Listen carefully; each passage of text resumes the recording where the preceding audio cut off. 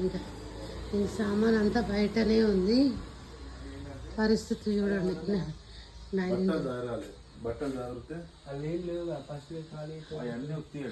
ఒక్కసారి ఈ ముల్లెలు మూట చూడండి. జరుగు. బట్టలు ఇంకా కూలరు అన్నీ బయటనే ఉన్నాయి. మొత్తం ఇదంతా సామాన్ ఇక్కడ ఓవెన్ పెట్టేసా. ఒక్కసారి చూడండి. దిస్ ఈజ్ కొంప. సర్దక ముందు, సర్దిన తర్వాత చెప్తా మళ్ళా నేను. కొన్ని మా వాళ్ళు ఎట్లా పడితే అట్లా ఎక్కించారు. ఏం జరుగుతుందో తెలీదు. ఆయిల్ మధ్యాహ్నం పోయి క్లీన్ చేసాము.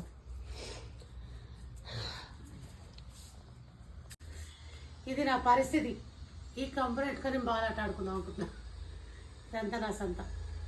హెల్ప్ చేస్తాడు ఒక్కడు లేడు. మా ఆయన కూడా హ్యాండ్ ఇచ్చిపోతాడు. ఇప్పుడు ఆటో చూపిస్తామే.